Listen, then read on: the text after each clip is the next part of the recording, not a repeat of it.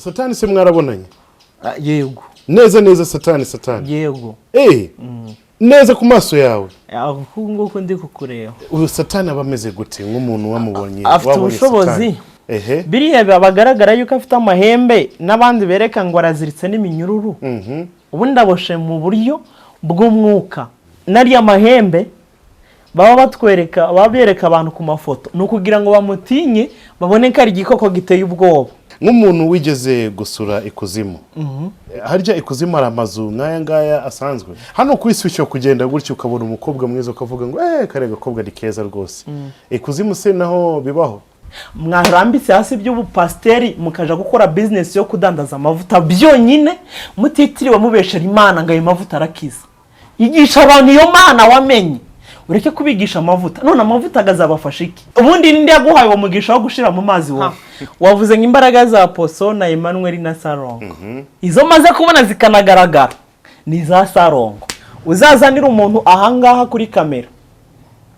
Ubona arwaye ameze nabi. Uzamuzanira uwo ngo Apostle Yongwe cyangwa se umuzanira Apostle Emmanuel.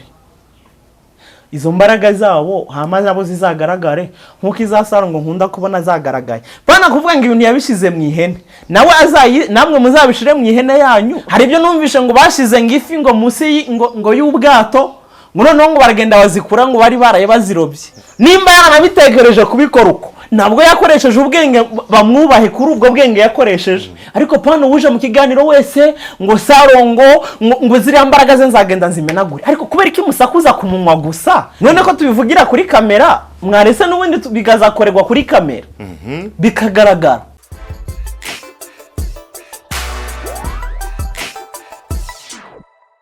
Yes, kubarimo gukurikirana BigTown TV ndabasuhuza cyane 250 Kigali Rwanda.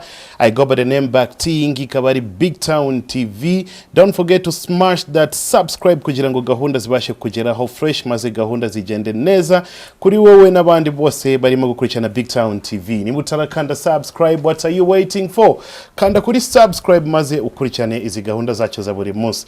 Don't even forget kujya kuri comment side naho uite wandika comment za mu bigano byacu bya buri munsi kugira ngo gahunda zibashe kugenda neza. Uyu munsi twagize amahirwe yo kongera kubonana cyangwa guhura na Bahati Israel. Uyu nguyu ngira ngo muramwibuka.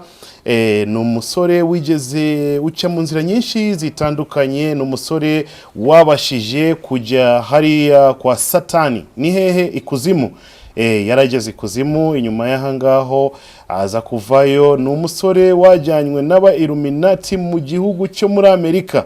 So azi muri Illuminati uko bimeze, azi no kuri no muri no mu kuzimu uko hameze n'ibiki byose. So all in all tumaze kugana ibigano byinshi, tuvugana byinshi bitandukanye, ariko uyu munsi twonje twahuye kugira ngo tuze kuganira n'ibindi byinshi bitandukanye. Kuri kamera za BigTown TV reka tube turi kumwe kuva ku itangiro ry'iki kiganiro kugeza ku musozo, maze byinshi uraza kubimenya. Nubimenya ni hahandi kuri comment zawe maze gahunda zigende neza. All in all reka tumuhe ikaze Israel. Karibu cyane kuri kamera za BigTown TV. Murakoze papa. Amakuru y'iminsi. Meze neza ndashima. Yes. Ndasuje n'abakunzi bose bo kuri BigTown twatumaze iminsi tutari biri kumwe ariko ubu byongeye gukunda. Numugisha ukomeye kubera ko mba afite ingendo nyinshi ariko nongeye kugaragara. Wenda abadukurikiye ijambo natangira mabwira ngo ibikomeye uri kunyuramwo ni igipimo gipima abagukomeyeho nyakuri. Subiramo. Ibikomeye uri kunyuramwo nico gipimo gipima abagukomeyeho nyakuri. Kabisa. Asante sana. Yes, amakuru y'u Burundi. Turashima tumeze neza cyane. Kigali. Na Kigali ni nziza cyane nta kibazo. Sheri araho? Araho cyane, tuzatuvugana cyane kuri phone. Arashima Imana. Nawe ngira ngo uraho. Nanjye ndaho ndakomeye. Wow. Byiza cyane. Meze neza cyane. Nk'umuntu wigeze gusura ikuzimu. Harya ikuzimu ari amazu nk'aya ngaya asanzwe? Hano ku isi iyo umuntu yibaza inzu nziza bavuga ngo yagiye ikuzimu. Niyo yakuye y'ubwo bukire. None nkitabibaza abantu bavuga babikuye ukuntu haba hameze. Urumva bishaze kuvuga ngo hari amanyubako arenze kuri aya ngaya tuba tureba agaragara. Yego. Okay. Hari town iruta izi ngizi tureba hano zihari. Hey. Yego. Amazu yawe yamameze gute? Buriya nyine yubatse bisa nk'uko nguko kwa yandi, ariko ikibuze yo ni umuco canka amatara nk'aya yaka. Yeah. Hariya ho na amatara? N'umwijima gusa? Ntago ari umwijima canke ngijoro rya cane, ariko nka kuri nka saa 12 za mu gitondo. Za ni mugoroba. Ariko aya matara nk'aya ntayo nabonye. Yeah. Okay. Ese communication y'ikuzimu ni yihe communicatinga gute? Hari telefone bakoresha? Yeah. Nabo barakoresha ama telefone.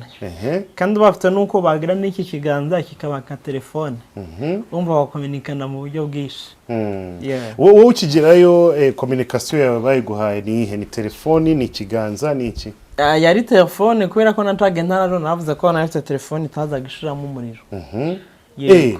Wari ufite telefoni idashiramo umuriro? Ntiyashiragamo umuriro, nta na simukadi yajyagamo. Niyandi navuze ko bamamagara nkitaba ngo karame bantu bakuru. Yeah. Okay. Kenshi mwavuganaga nande? Biterwa nabo bashaka canga se na gahunda bagushakaho. Yego. Ariko wowe wavuganaga nande kenshi? Abo twavuganaga nabo bari ababaga basanzwe twakoranaga ntarabyinjiramwe neza cyane. Numvaga amajwi ariko nkumva umuntu runaka turavuganye ariko ntabwo yanyibwira ngo ndo. Yego. Ese hariya mu ikuzimu hari ukuntu musho gukora ubushuti n'umuntu uwo ari we wese cyangwa nabo bantu bari mu ikuzimu? Amakawa bishuti n'abariyo. Nka hano urabona ku isi usho kubura inshuti n'umuturanyi wawe, usho kubura inshuti n'umujyama wawe ariko yeah. Ubundi ho ibyo bintu ntago byakorohera kubera ko nta mwanya uhari uko mwicara muganire mutere story. Uwo nta uriyo ni ibyo gukora gusa. Buri umwe akora ibyo bamubwira, umva kugiranira ubushuti n'umuntu mwe kuganira mwate story. Urazi ubushuti butangira mu kuganira. Rero nta kiganiro cyahabaye nta bushuti bwabo. Yeah. So activities hariya ziba zimeze gute? Abantu baba barimo gukora, urabona nko ku isi usanga umwe arimo gucuruza kuri boutique, undi arimo koza imodoka, undi arimo gutwara igare, undi afite n'umumotari, undi urabona ni activities nyinshi tubona no ku isi. Sa ikuzimu ziba zimeze gute? Nabo ubona barimo akenshi ubona barimo gukora nyine ibintu bitandukanye. Ikigwiriyo wenda n'inganda barimo gukora ibintu bitandukanye muri izo nganda, aho kuvuga ngo nawo nyima umumotari canke iki ivyo ntavyo nabonye. Ariko nabonye inganda nyinshi. Inganda ziri gukora iki? Aho bakora amavuta canga si imyenda n'ibindi bintu bitandukanye. Hano ku isi cyo kugenda gutyo ukabona umukobwa mwiza ukavuga ngo kare gakobwa ni keza rwose. Ikuzimu se naho bibaho? Bibaho cyane. Mu bantu uzabo bita barangi. Ari abakobwa bazaba babona ngo ni beza. Bakunda kubita ngo ngira ngo nabacwezi. Barumaze kubumva? Njya mbyumva gutyo tu. Yeah, kazavuga rero ngo kabacwezi. Ngaribo ngo bakobwa beza bagaragara. No abakobwa bina wamubwira ngo afite amaso meza ngo nkaya bacwezi nyine ngazayumva ni ibintu byiza. Njaze kuvuga ngo n'abakobwa baba dayimoni baba ari abakobwa beza nyine bagaragara ukareba ukavuga ngo ni mwiza. Ku buryo unagiye mu mubiri ahubwo wasanga bo banarenzeho babandi usanzwe ubona. Yego. Okay. Yeah. Nice cyane. Hari uguteretana ari mariage n'ibiki byose?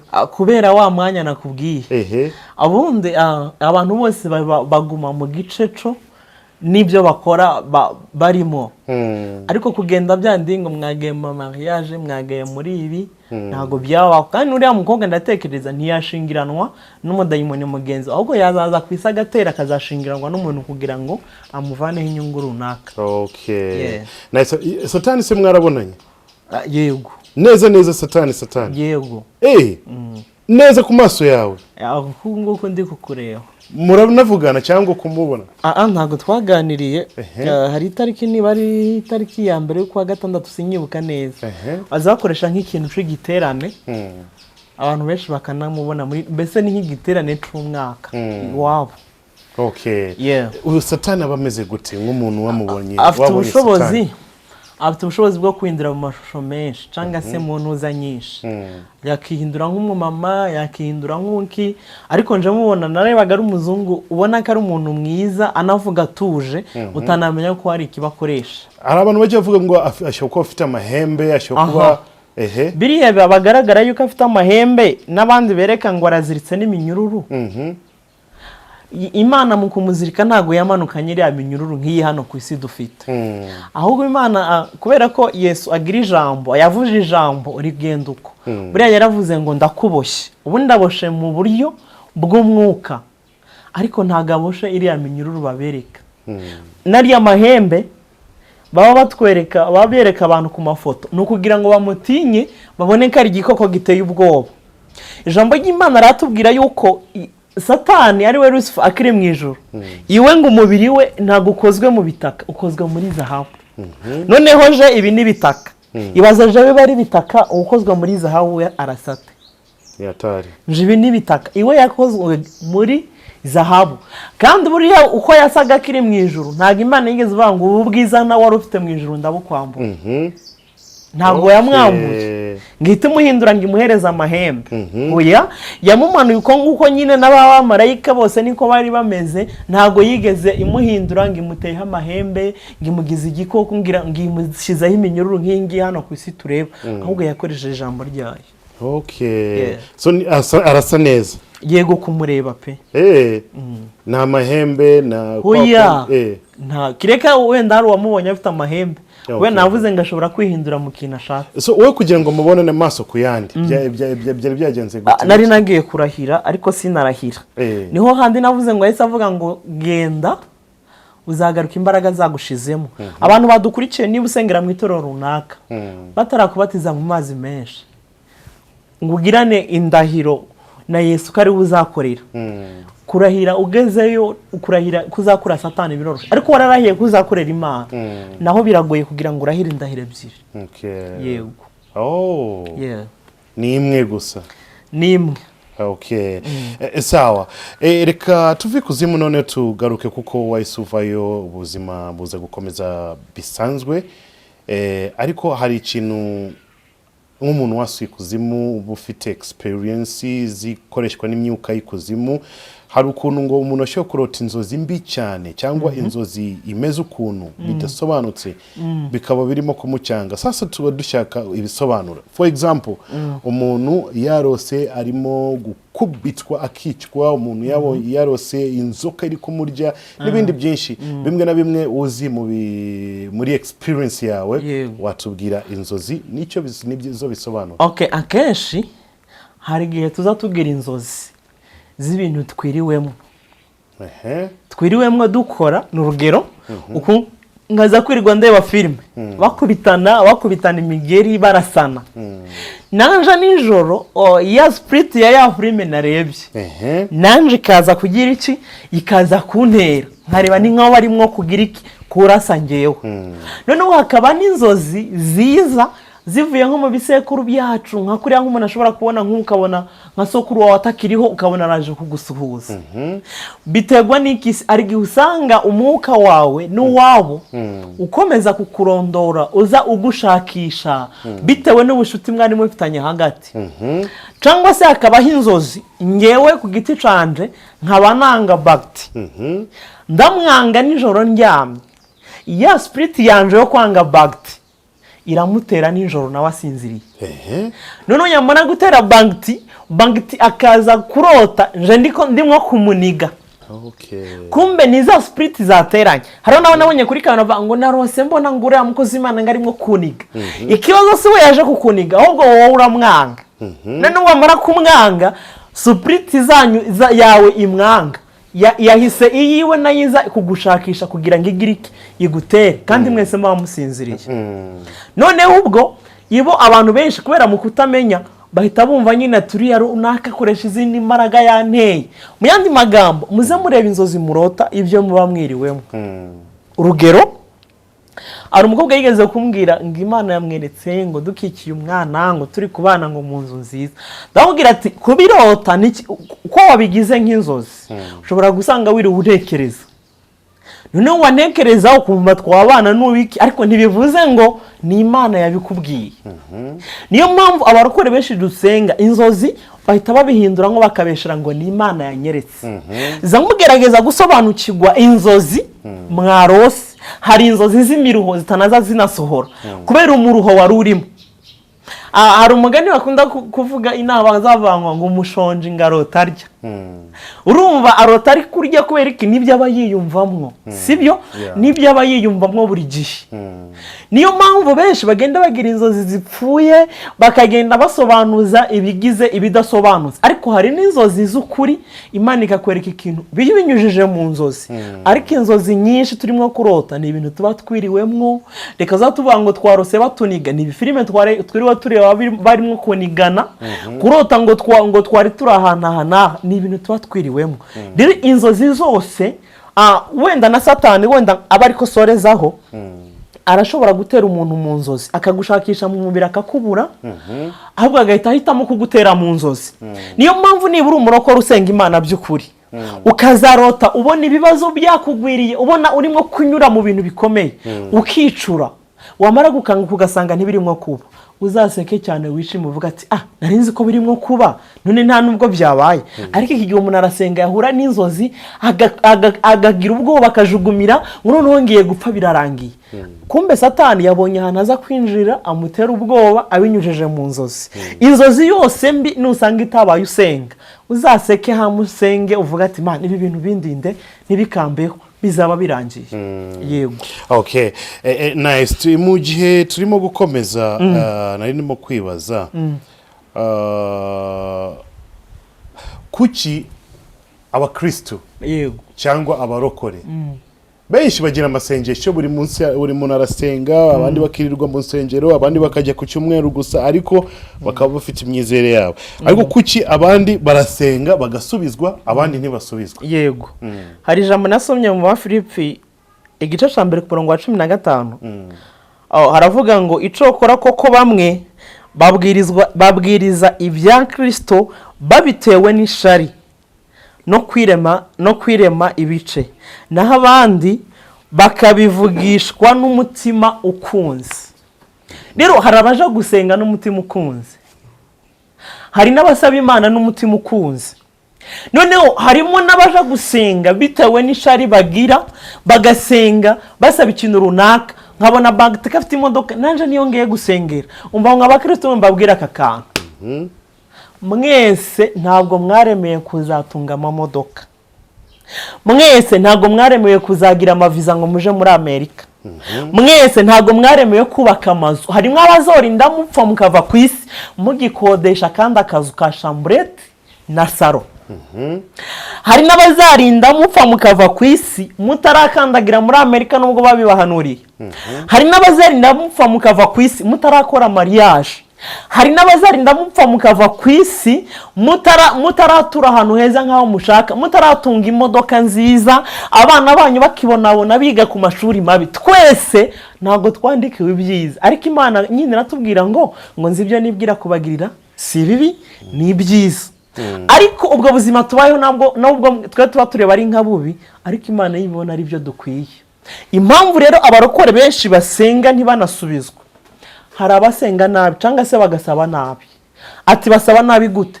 Umuntu bakaza gusaba ikintu bitewe n'ishari nk'uko ijambo yabitubwiye, bakagisa bitewe n'ishari turi bundi yandushiki. Urugero, umukobwa akaba muri korari aririmba, ejo bundi amaze amezi 5 akijijwe, undi amazemo imyaka 10 akijijwe, ntarabona umugabo, ariko wenda amaze amezi 5 akijijwe ahise abona umugabo. Bishatse kuvuga iki? Imana irareba uriya muntu yaje muri korari nta mbaraga aragira zo gukomera, none ikavuga ati uyu nguyu icamuzanye ni umugabo, niyo tagetiye, ninamumuha aragenda bivemo. Ati none ngiye kumumuha kugira ngo akomeze aze ririya jwi ndarikeneye muri korari rigumemo. Noneho wa wundi nawe akagirisha riti naje ngiye kumusengera, ubundi uri yakijijwe ejo bundi andushiki katabwiza ndusha ko atandusha gusenga cyane, none akagenda gusenga afite iki? Afite ishari. Rero igihe uzasenga ni ishari ukabwiriza ubutumwa kubw'ishari nta kintu Imana izakubwira. Mu yandi magambo ishari ntago ryaguhuza n'Imana, ahubwo ryagutandukanya nayo. Rero benshi bagasenga ntibasubizwe. Umuntu akamara imyaka n'imyaka byaranze kagira iki kasubizwa akagira ati none Imana ndimo kubwira ni igiye. Bamwe bahita barakara bakavuga ngo ngiye kubivamo. Imana urimo kwise ukavuga ngo ugiye kuyivamo yakoreka ukigendera. Imana mu ijuru ifite abanesheje. Imana wowe ntago yagira irungu kubera udahari. Ba Enoke bariyo bari kumwe nayo. None hirebe wowe urimo kutureba. Yagira irungu kubera wowe ngo wayivuyeho. Gusenga ntago ari inyungu z'Imana. Senga cangureke. Imana ntago izabura abayiramya canga se ngo bayisenge. Bishatse kuvuga iki? Nubwo kenshi tuzi imbere y'Imana tuyisaba ibintu, ijambo ry'Imana ritubwira ngo mubanze mwitwararike iby'ubwami bw'Imana no gukiranuka kugira ngo ibisigaye mu byongererwe. Urumva turimo gushaka inyongera, ibyo bindi tutabanje kubiyitwararika niho benshi tutarimo gusubirizwa, tugasenga dusaba abagabo, nibo umukobwa agasaba umugabo, umusore agasaba umukobwa, dushaka amamodoka, dushaka amazu meza. Ibyo ni inyongera, abatabigira barasenga Imana, abadafite amamodoka barayisenga. Ubundi sinzi umugameruka kubona aravuga ati ngiye kubona afite imodoka nta kintu bintwaye, ati ahubwo tuze tunyungwa nuko tumeze, ati nimba je nafite imodoka stress y'abantu bafite amamodoka ntingeraho.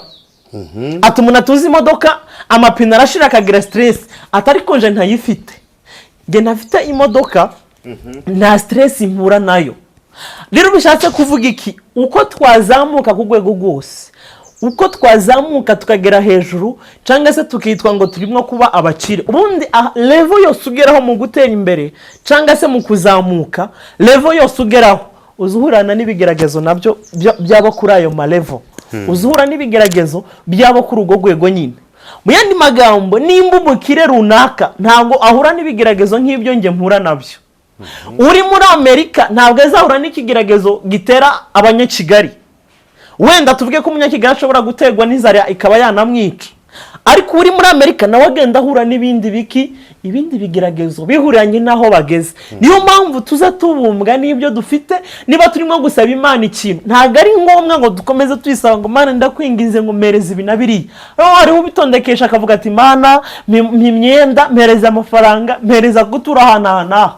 Niba uri umurokore udukurikiye ukaba warasenze Imana, ukaba uyisenga mu kuri no mu mwuka, zureka gushira imbere ibi bintu byose, wumve ngurangumana inzu nibyo ukeneye, nibyo ibintu byiza byose turabizi kandi turabikeneye. Kubera iki abashumba bangaba bazabahirira inka, aramenya ko iriya nka ikeneye amazi, ikeneye n'ubwatsi. None gute data wacu uri mu ijuru atazabona ko dukeneye kwambara neza, atazabona ko dukeneye kuba ahantu heza, atazabona ko dukeneye gutunga amatelefone, atazabona ko dukeneye gutunga amamodoka? Azaba bireba ko bidukwiye, ariko twebwe ubwacu nitwo bo kwireba ati none ga nibyo tukwiye guhoramo dusaba. Hari nabyo byateye mu rushengero, abantu basigaye baduka, Imana ibahaye ibi, Imana ibakoreye ibi, kandi nyamara ubutumwa twahawe kubwiriza, tubwiriza abantu ubutumwa bwiza bubajyana mu ijuru, atari bubajyana muri Amerika gusa, ubazabajyana mu ijuru nabwo barabukeneye. Ubu ngo baba abigisha bavuga ku byaha, nta bututsi bakibona, ntabwo bakibatumira mu biterane ngo kubera barimo kuvuga ibyaha, barimo kubabwira ibintu bitandukanye gusa, abantu barapfuye, abantu bahuye n'ibi bibazo. Niyo mpamvu iki gihe turimo tukegera Imana, tube mu ijambo ry'Imana, ibintu byose bizadufasha. Naye gusaba ntidusubizwe, akenshi n'ijambo ry'Imana ngo murasaba ntimusubizwe ngo kuko musaba nabi. Hari abasenga basaba nabi kubera ishari ryarindi twasomye, hariho noneho n'ababiterwa nuko bumva bakunze Kristo Yesu ku buzima bwabo. Okay. Hari abantu benshi b'abakristo bakunze kuvuga ngo navuganye n'Imana, Imana yambwiye ngo sinje hariye, Imana yambwiye ngo ndeke gukora business, Imana yambwiye ngo ntago nkwiriye gutura hano muri iki gihugu, ngomba kujya hari. Ese ukibaza uyu nguyu ninde umuntu wavugana n'Imana buri munsi? Kandi biravugwa ko no muri Bibiliya abantu bigeze bahura n'Imana bakaganira nayo ni bakeya. Yego. Ntabwo ari benshi. Ntabwo ari benshi. Sasa wowe uri umutagatifu umeze gute uvugana n'Imana, uvugana n'Imana buri munsi ngo navuganye n'Imana, Imana yambwiye ngo, Imana yambwiye ngo.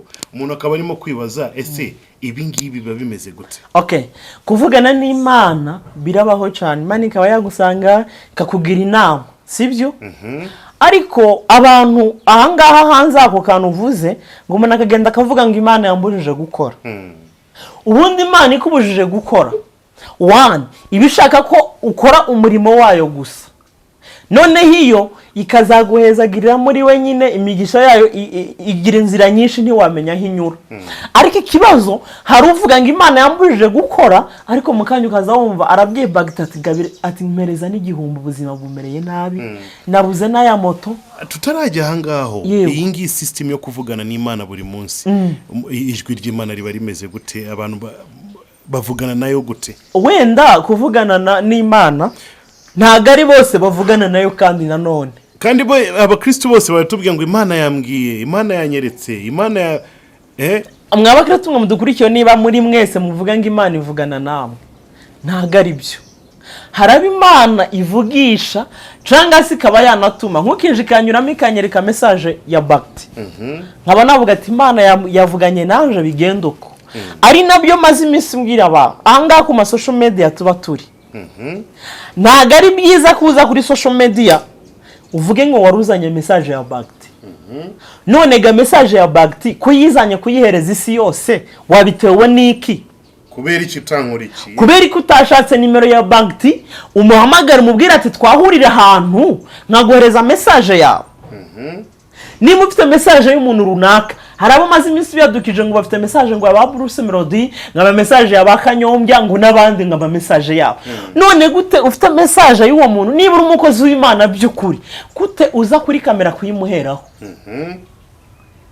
Zamugira ubundi Imana iratanga impano y'ubuhanuzi, igatanga impano zitandukanye. Hari nabo nyine uvuga ati nzaza nganira nabo mvugane nabo. Ariko iki gihe turimo arabafite impano y'ubuhanuzi, ariko ntirimo gukora neza, babuzemo ikintu bita ubwenge. Iyo umuhanuzi utagira ubwenge uza kuri kamera ugahanura iby'igihugu, ugahanura ibya perezida w'igihugu, ukavuga ati perezida w'igihugu runaka Imana inyeretse ibi. None ibya perezida w'igihugu ubizanye kubihereza isi yose gute? Imana nibiguhaye message ya perezida ikayiguha, ni Imana y'imbaraga nyinshi, yaguhuza n'umwegereye ukamubwira akagushakira inzira, ukagenda ukamugeraho mukaganira. Urabona, reka tubisanishe na bya bindi by'inzozi. Yego, umuntu ashobora kurota inzozi runaka cyangwa mu bitekerezo bye. Urabona ibyo tubona, ibyo dutekereza, abo duhura cyangwa n'ibyo by'imizimu, hari ukuntu bituma psychological bikadufata mu mitwe, ugasanga umuntu ameze kugutya. Umuntu hari ukuntu nje nibaza, hari abantu bashobora ko barimo kubeshyera Imana yambwiye ngo kumbe ni feelings z'umuntu cyangwa psychologically. Mu Kirundi tubabyita ngo ibigumbagumba. Umva n'ibintu biba byagufatiyemo imbere, ukumva we byakabaye bigenda uko, sibyo? None ukaza wumva ukagira ngo ni Imana ibivuze. Ari nayo mpamvu badukurikiye benshi bagiye babana n'abagabo atari ababo n'abagore atari ababo, bababesha ngo ni Imana yabibabwiye, Imana yamumpaye. Yego, ngo ni Imana yabakoreye ibyo bintu. Abandi bagiye bava mu kazi, warabye bagiye bavanga Imana ngo ntigushaka muri ako kazi. Abandi bagiye bahura n'ibibazo bitandukanye, bite ngo ni Imana. Niyo mpamvu nimba Imana yabasha kuganiriza umuntu runaka, banza usengera ibyo bintu urebe ko ari Imana by'ukuri yabivuze. Hari gusanga ari inzozi cyangwa ari ibyo yatekereje, sibyo? Umuntu agatekereza ibintu, yamara kubitekereza agahita agenda ngo ni Imana yambwiye uko, atajwe yumvise, ahubwo ari ibyumviro byiwe, ibitekerezo byiwe byonyine, akazomba byari kwiye kumera uko nguko. None hari umuntu azajya mu rugo rw'umuntu gusengera umuntu, agatamubwira ngo Imana yavuze ngo umereze ngo transport, ngo yavuze ngo umereze itiki. Urumva ni ibintu biba bigize iki? Ntago ari ibimubwiye. Bundi mwagiye mureka kuvuga ibintu mubesheye Imana, basi niba atari yivuze by'ukuri, kugira ngo ntuziteranye nayo, jya uvuga ngo ngenda avuze. Hari uyu mu pastor w'igihugu cya Uganda yitwa Joseph Kibwetere. Sinzi nimba warumvishije makuru yiwe. Ntayo numvishe. Yari umupasiteri wavutse mu mwaka w'igihumbi 1932, ariko yaje kubura cyangwa kuburirwa irengero tariki ya 17 mu kwezi kwa gatatu mu mwaka w'ibihumbi 2000. Yego. Yari umuyobozi w'urusengero rwitwaga Movement of Restoration of the 10 Commandments of God mu gihugu cya Uganda. Sasa uyu mujyama we ikintu wese korera abakristo babwiye ngo Imana yambwiye ngo muzane ibyanyu byose mwinjire mu rusengero maze tubakorere ikintu kimwe. Uzi agasha yabakore yarabatwitse bose kubita umuriro bose bahira mu rusengero jama ayitabura. Yes, ngo Imana yamutumye, Imana yagutumye. None ga wenda n'abantu badukurikiye Imana ariho inigihe umve nk'ico kintu cabaye uwo muntu akabatwika none ngo Imana yari yamubwiye ngo yica abo bantu canke ngo abatwike. Ubundi mwabakristo umwe mudukurikiye icambere banzu rebe abayoboye amatorero yawe abo ngaho mwita abavyeyi banyu hari ibyo umuvyeyi yakubwira ntubikore. Urugero arabapasteri benshi tugira baba batuyoboye. Urugero nkanje niba naranyuze mu butayu bukomeye nkaba nihorera imbere y'Imana asenga. Pasteri wanjye nawe akaba atigera amara n'ukwezi atagenda imbere y'Imana ngasenge. Nje nkazamurusha kubana n'Imana bitewe n'ukuntu nyishaka.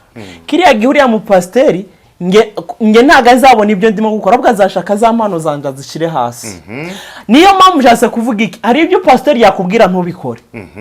Kukubwira n'urugero uzana ibyawo byose biri mu rugo ngo niko Imana yamubwiye. Abakristo 778 bose babasanze mu rusengero bapfuye yabatwikiriyemo. Iyo ngiyo rero simpamya ko ari Imana yo mu ijuru. Se w'ibibi ni Satani.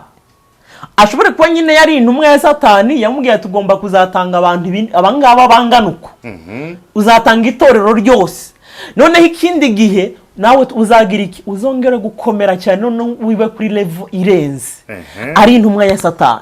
Niyo mpamvu amateraniro yanyu ahantu musengera mu matorero atandukanye zamureba mumenye uwo pasteri wawe ukuyoboye. Ibyo binarimo kubwira nibiki kuvuga ngo Imana imutumye ngo ugende uzane ibintu byawe ubizane mu rushengero.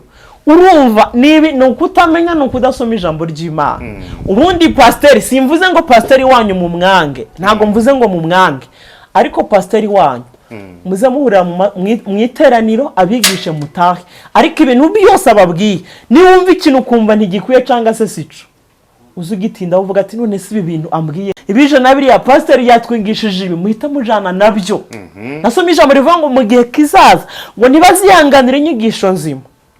Abo pasteri bigisha ibintu bizima ntago bakurikirwa ahubwo bashaka ba pasteri b'umuriro batera abantu murare nka kuriya ko bakinyi b'umupira bafite abantu murare nyine bari abaza bagira n'abafana bagira ngo abafana ngo babakurikiye ariko byari bikuye by'ukuri ijwi ry'Imana ukamenya ukavuga ati niba ari yivuze basi ukabanza ukareba none Imana mugiye kwikore mwabanye n'umugabo mukoze ubukwe mwarasabye murako ibintu byose none umuhanuzi ayisazanga Imana ivuze ngo uriya mugabo si wawe.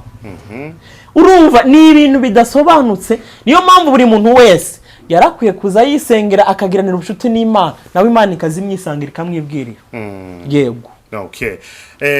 So ibi ngibi byo kunavugishijwe na Imana yambwiye abandi benshi bajya bibeshya. Benshi baribeshera ntaho baba banahuriye n'Imana nta nubwo ibazi niyo mpamvu areje abasoba rivuga ngo ubwo bwoko bumvugisha iminwa ngo ariko imitima yabwo imbakure. Hari abavuga Imana ku munwa gusa twabonye tweretswe niyo mpamvu abahanuzi benshi bashonje bakunda guhanura Imana guhaye stoke Imana guhaye amadolari Imana guhaye amafaranga ngo ariko kugira ngo iyaguhe urabanza uyame ngo kugira ngo bifunguke ngo urampereze 10,000 ngo urampereze 5,000 ubwo nubu esikro buteye ubwoba ahubwo. Ubwo nubujura buteye ubwoba ibyo ngibyo byose nuwumva kubera bashaka ibyo bashira mu nda bakunda guhanura ibuhanuzi bw'inda gusa. Ntago umuntu nubwo yaba amaze igihe mu byaha gute ntago bazamubwira ngo ibyo byawe urimo gukora bigenda uko ahubwo bazamubwira ibyiza Imana iragutabaye Imana ikubaka inzu Imana ikugira igibi. Mw'abantu mureke twiyegerera Imana cyane. Ngende urugero nkuko abantu benshi mu benshi twese turakunda kuja Amerika ariko kujayo siho Imana izatugirira neza. Imana yatugirira no muri iki gihugu niyo mpamvu abantu hose sengera ubutaka bwaho nkashobora kuvuga ati ubu butaka bw'aha hantu buhindure aho abandi barimo kububuriraho nje mburonkereho. Bishatse kuvuga iki hari n'uwoja muri Amerika akagiraho ubuzima bubi hariho n'utuye inaha akagiraho ubuzima bubi. Ni ukuvuga ngo isi yose yuzuye amarira, ariko Yesu yabivuze neza ngo muze mwese abarushe n'abaremerewe ndabaruhura. Iwe yamenye yuko ku isi hose nta hantu wagira amahoro uretse muri Yesu honyine. Yego. Hari system y'amavuta amazi ngo ahezagiye nawe warayasizwe se wasizwe amavuta baguhaye amazi ahezagiye kuva nabaho. Ya narerewe muri ADPR ariyo Pentecost y'u Burundi. Kuva nabaho nta mavuta araje ku mutwe wanje, nta n'amazi ndanywaho yayo ngayo ngasengeye, ahubwo nje ubwanje nafata amazi ngiye kunywa nkayasengera, abayo ngiye kunywa nkaba nayasengera. Ariko ibyo bindi nka mavuta ngasengeye nayo ngize iki? Je namenye ko imbaraga z'Imana ntabwo zakorera mu mavuta gusa. Ubundi Imana ifite imbaraga ziyishoboye. Imana inyanja itukura yacitsemo kabiri. Imana imisozi yumvisha imbaraga zayo igasimbukira hejuru nk'amasekurume y'intama. Iyo Mana nkamenya izo mbaraga zayo, ntago yavuga ati izi mbaraga zajya zikora zinyuze mu mavuta. Ahubwo imbaraga zayo zirishoboye, zitanyuze mu mavuta, zitanyuze mu mazi. Niyo mpamvu nk'abantu mwe musengerwamo. Niba barasengeye amazi mwizaniye, yego wenda afite hishurirwa yari yabonye, sibyo? Akababwira ati muzazana amazi nyasengere. Afite uko Imana wenda yabimweretse kuba yasengera amazi akabavanamo umuti ukabakiza. Kuba yababwira ati muzazana amavuta nyasengere, ifite Imana uko yaba yabimweretse. Ariko ibintu byo ntajya nemera. Hari wigeze kuvuga ngo intumwa za Yesu ngo yigeze kuziheza amavuta ngo zigende, sibyo?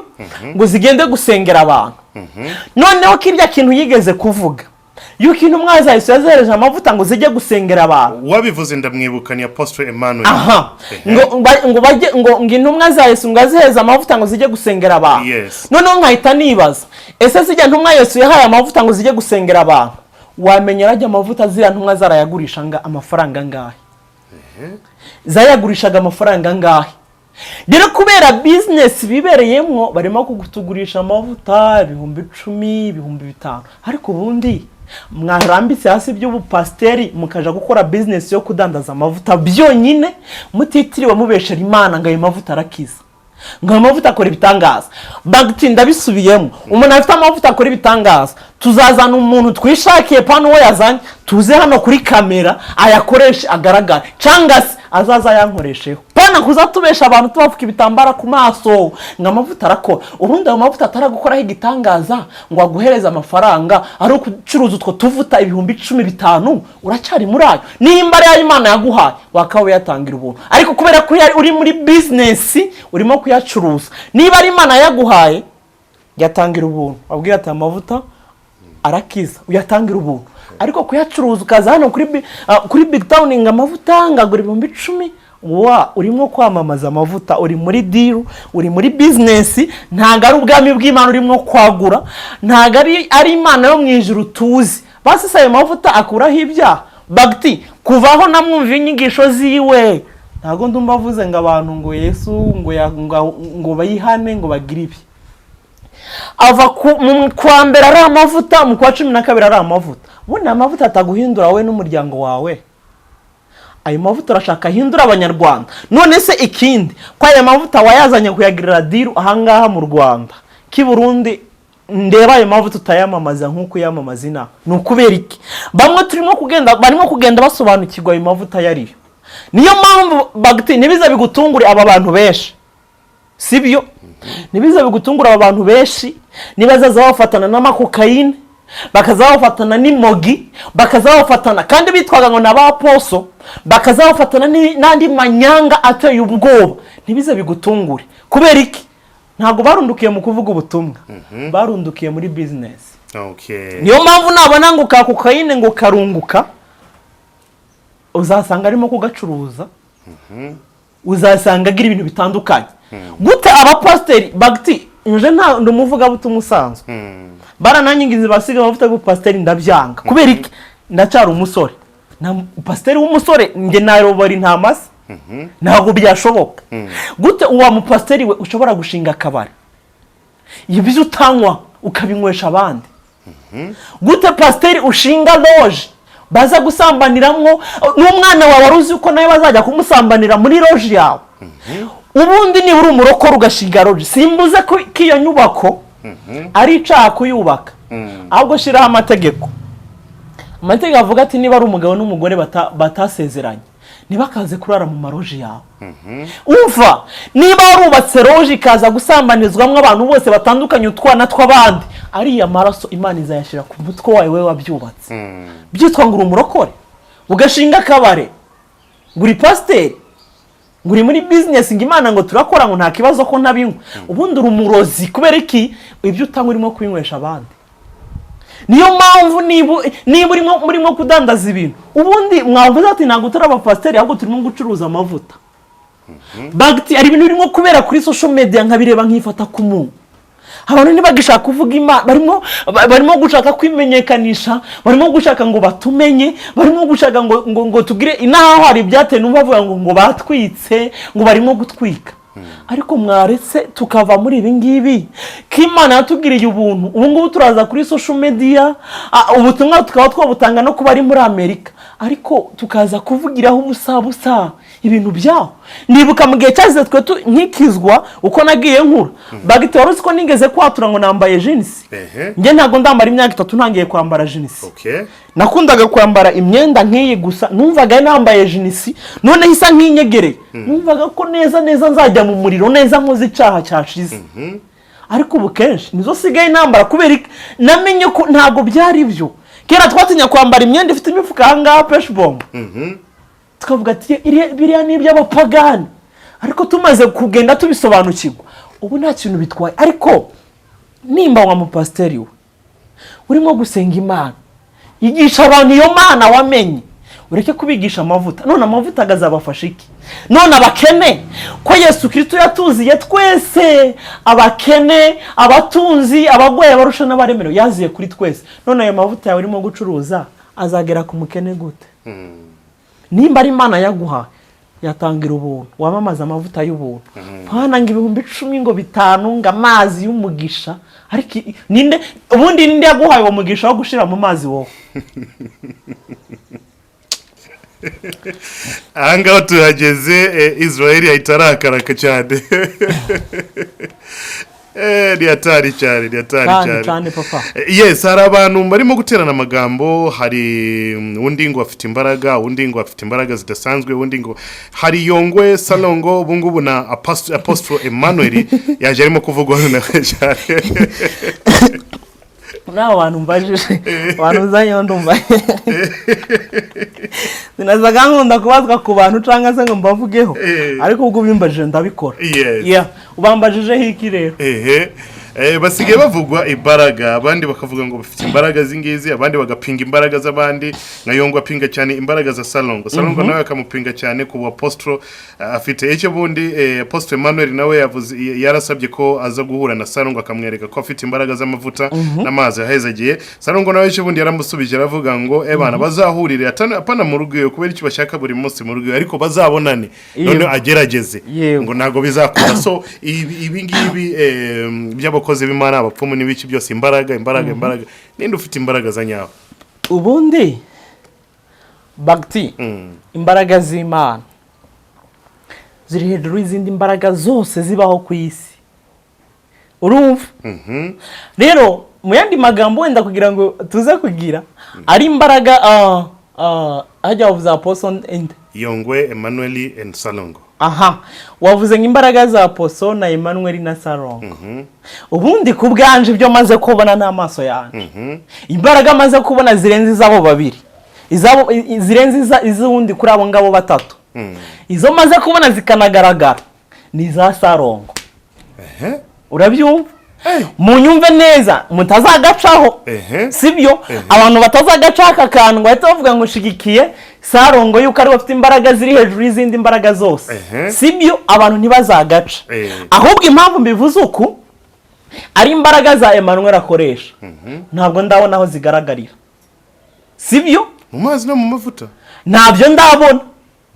Ari imbaraga za Yongwe ntabwo ndabona aho zigaragarira. Sibyo? kuri kamera. Ariko izi mbaraga za Salongo simvuze ngo yazikuye aha naho yazikuye, ntaho mvuze kuko ntaho nzi. Sibyo? Ntaho nzi. Ariko nizo ku makamera atandukanye zigenda zigaragara. Nazaga ndeba ibiganiro bye nkabona izo mbaraga ziragaragaye, nkabona umuntu yaje arwaye yagize iki yakize. Noneho bagti kugira ngo nituze tunagira, uzazanira umuntu ahangaha kuri kamera ubona arwaye ameze nabi, uzamuzanira uwo ngo Apostle Yongwe cyangwa se umuzanira Apostle Emmanuel, izo mbaraga zabo hama zabo zizagaragare nkuko iza Salongo nkunda kubona zagaragaye. Bana kuvuga ngo ibintu yabishize mu ihene, nawe namwe muzabishire mu ihene yanyu hama namwe mugaragaze ko ari imbaraga, sibyo? Bishatse kuvuga iki mw'abantu mudukuriki? Sintwenje mu byo kuvuga ngo imbaraga z'Imana canke iziki, ahubwo turimo kuvuga imbaraga twabonye abo bantu kumbajije batatu bakoresha. Imbaraga zagaragaye kuruta iz'abandi, nge mvuze ko ari iza Salongo zagaragaye kuruta izaba bandi bagabo babiri, kubera ko nta kintu barakora kuri kamera ngo tubirebe. Hari ibyo numvishe ngo bashize ngifi ngo munsi ngo y'ubwato, ngo noneho ngo baragenda bazikura ngo bari baraye bazirobye. Ariko nimba yaranabitegereje kubikora uko, ntabwo yakoresheje ubwenge bamwubahe kuri ubwo bwenge yakoresheje. Nimba yarabikoresheje, niba ari montage yakoze yo kunyura ku mazi nkuko babivuga, nabwo namwe mushaka izindi montage mukore burimo murajya mu ijuru. Icambere iwe mukuye ntibakwiye no kuza banamuvuga cyane ngo baje mu biganiro ngo bakomeze bamuvuga ngo baramuvuga. Icambere ntago aragenda avuga ngo Imana yavuganye nawe canke ngo arimo kugenda ngo yashinze urushengero ngo abantu bazamuzanira amashikana. Iwe mwari bari bakwiye kumurekera nk'abubwe agakorera yamutumye, nimba ari Imana yamutumye, niba ari ibyamutumye agakora nkawe. Ariko pano uje mu kiganiro wese ngo Salongo ngo ziriya mbaraga ze nzagenda nzimenagure. Ariko kubera iki musakuza kumunwa gusa, mutera ubwoba kumunwa gusa ngo imbaraga za Salongo mugiye kuzimenagura? Ariko tukazategereza ko video gusohoka mwamutsinze imbaraga ze mukazaza mubivugira iyo ngiyo kure. Niyo mpamvu bagti abantu bazaza gusanga bashaka guhura nabo, kubera ufite amakontact yawo uzaza ugerageza ubahuze kugira ngo ibinyoma byabo bizajye bizahagaragara. Imbaraga za Emmanuel ahubwo nubwo twavuze abanyembaraga batatu, Emmanuel we nta mbaraga afite. Imbaraga ziba mu mavuta. None gasiko yarigeze avuga ngo nyenda afite imbaraga, ababwira amavuta kari ari mu imbaraga. Siko kuri Emmanuel ariko asengera abantu bakivuga, ariko ntago arabwira abantu ngo ngenda asengera abantu, ahubwo abigisha amavuta kari mu imbaraga n'amazi agira imbaraga. Ariko iwe nta mbaraga agira, imbaraga akoresha azikura mu mavuta no mu mazi. Kubera iki nyine? Ahubwo nyine niba dukurikiye kubera iki akoresha amavuta n'amazi, iwe nta mbaraga agira. Nibe na Salongo aravuga ati nge ziba muri iyi nkoni. Niyo mpamvu yanavuze ati nzazana inkoni yanje ngende duhure. Iwe arayizeye. None wowe Apostle Yongwe na Apostle Emmanuel mwizeye iki muzamanukana kugira ngo muhure? We yariyemeje. Niyo mamaze iminsi mvuga abantu barimo kuza kwihisha mu by'Imana ntago byari bikwiye. Nibe n'abapfumu barimo gukorerwa batubye neza. None abapasiteri bagenzi bavuyeho, abapasiteri hoye abiyita pana abapasiteri.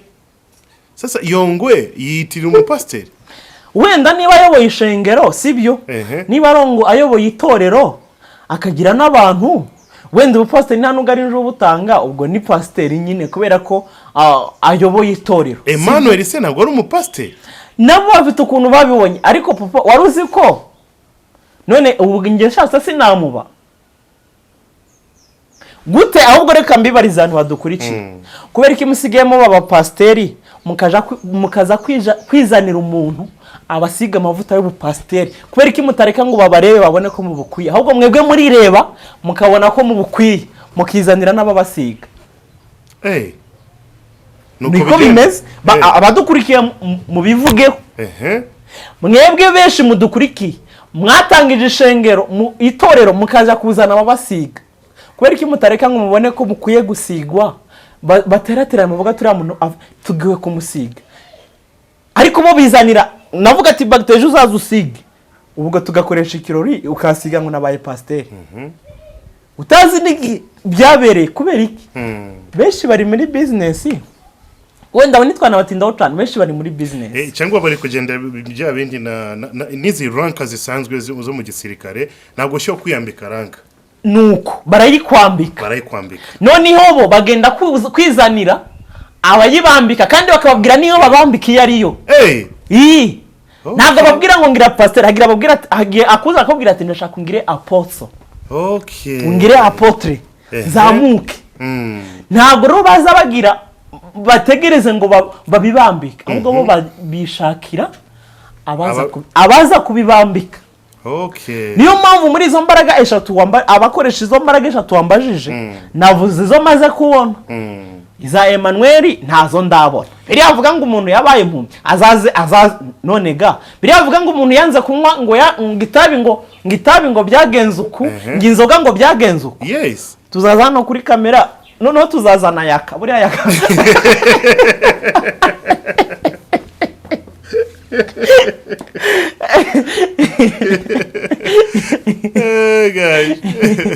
tuzazana yaka asengera inzoga ye bavukure mu nzoga noneho yaka nanywa inzoga aza kumva yahindutse akoresheje ariya mavuta avuga banaguze aho dupfunyikira ngo hariya ngo habaye ibi n'ibi none ko tubivugira kuri kamera mwarese n'ubundi bigazakorerwa kuri kamera bikagaragara niyo mpamvu iki gihe turimo dukwiye kuba maso tugasenga ese abo bantu kuki duhangana ku social media tugahangana tugaterana amagambo uriya simushaka ariko kandi byitwa ngo turabakozi b'Imana kandi urabona ko mbaje vuga ukuri ibi bazabigoreka bagenda bashiramo ibindi niyo mpamvu naravuze ngo buri gihe cyose nuhagarara mu kuri uzanitoze guhagarara uri wenyine kuko abanyakuri nta shuti nyinshi bazabagira ariko abantu kutamenya bagenda ibinabiriye wenda yongwe naho warumbajije sindabona sengera abantu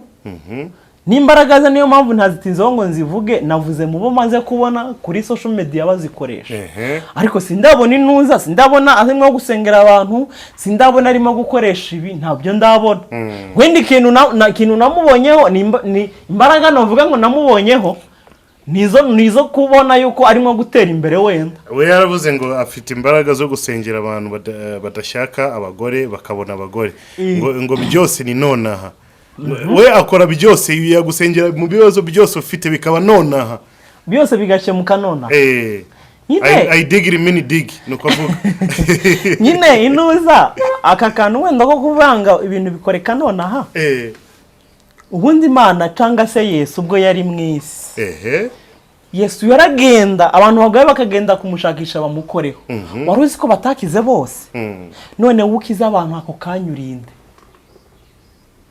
we wakiza abantu ako kanya wabuje muri hezina atari irya Yesu ntago bose bakize urugero agenda kuzura Lazaro hari abandi buriya bari bapfuye uriya munsi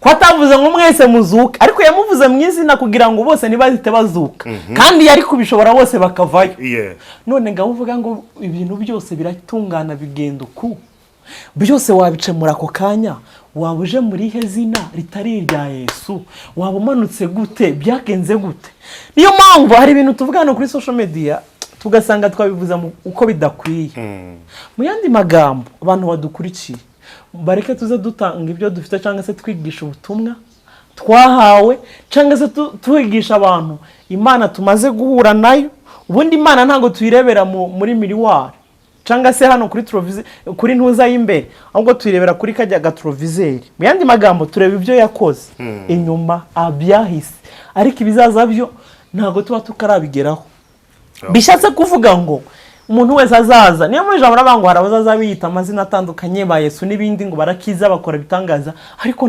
nta muntu akora igitangaza uretse Yesu Kristo wapfuye akazuka ino bishatse kuvuga iki umuntu azaza avanga akiza abantu nonaha urumva fafa umuntu azaza avuga ngo akiza abantu nonaha kandi mukaba muzagendana mukanyura ku muntu ari w'igicumba ukabona munyuzeho kandi mukazagendana ukabona abantu ku muhanda barashonje za mayibobo ntagire ikintu azikorera ako kanya, ni ikinyoma. Mu yandi magambo, ibikorwa byacu dukora, wenda reka mvuge muri rusange, dukora ibikorwa cyane aba ari byo bivuga kuruta twebwe uko twovuga.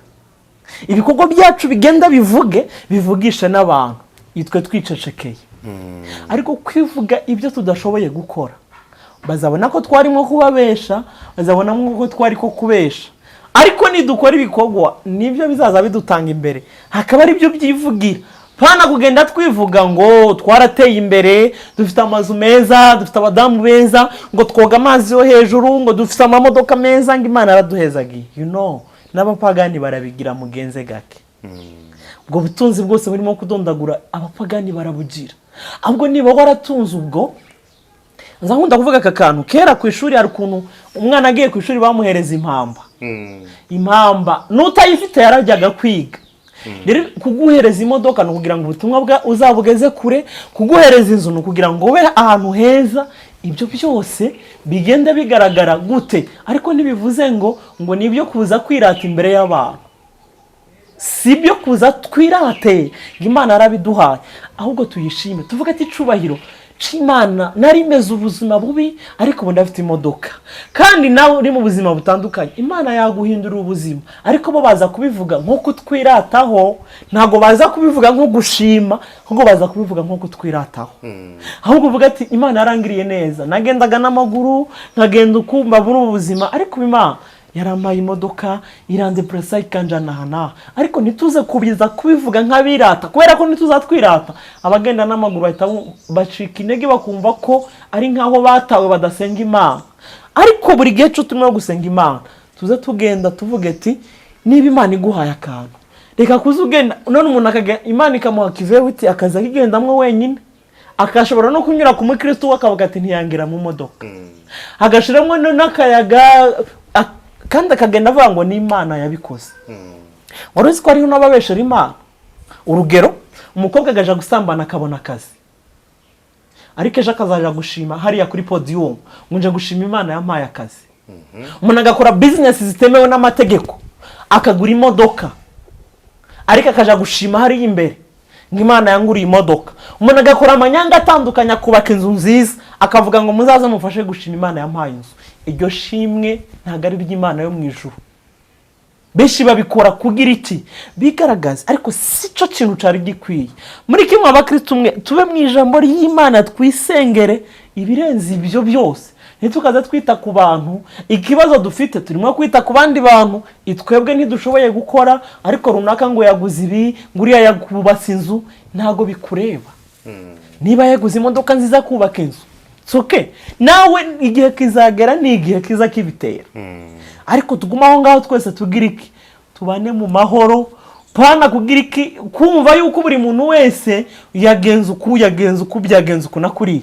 Muri iyi minsi kuri social media aramuvuga butumwa abantu bose bari bambaye, nabonaga n'umwana aza akavuga uyu nguyu bazabita ngo ni Mutesi. Nabonaga uje wese ari wavuga, noneho kwibaza ati none ga uriya muntu karimo kuvuga Mutesi yabuze n'amagambo abiri yo kwivuga ku giti ciwe, bashagashima Imana mu byo yamukoreye, akavuga ati nyenda shima Imana ko niwe ndamahoro, namwe Imana ibarinde, warangiza ukavuga ati ikiganiro kirashize. Ariko nkaza nkamara isaha ndimo kuvuga umuntu umwe. Gute mwabavuga butumwa mwe mudukurikiye, murimo kuza kuri social media muzanye amazina y'abantu, ese mwaribagiwe izina rya Yesu?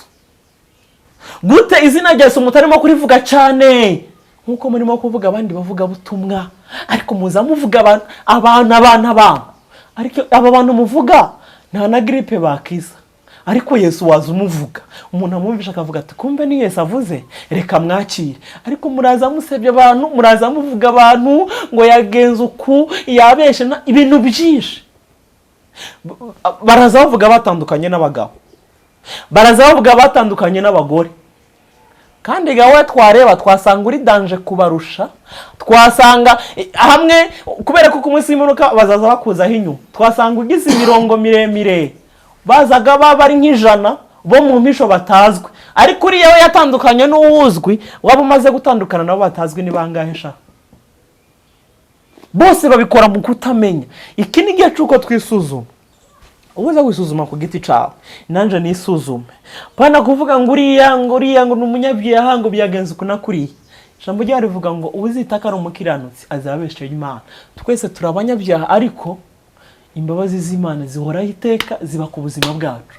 Ariko tureke kwita ku bantu ngo bagenze uku, nguriya ngo yakoze ibi, nguriya noneho karabaye. Gute mwabakozi b'Imana mwe umuntu mubanyaguye asitaye kugira ngo mugende mu muhagurutse mu musengere mu mutsindagize, ahubwo murimo gukandagira ngo tinahereyo noneho agenda gwe burundu. Guti ntama kugira ngo mugende muzivure zavunitse, ahubwo murimo kuzivunagura cyane.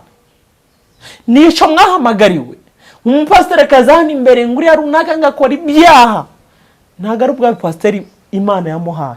Ni za fraude zateye, umuntu agafroda akaba pasiteri, umuntu agafroda akaba profete, umuntu agafroda byose byabaye fraude. Ariko hari ikintu kimwe bataza fraude, ikintu bita umwuka wera. Ico nubwo wagira gute nta fraude kibamwo ntaki. Mu bakozi Imana mudukurikiye, gwenda sinzi niba hari utundi tuntu uri bumbaze, ariko mugerageze kugira ngo twige gusenga cyangwa se tuza hano tuzanye ibintu biri bugirira akamaro abantu.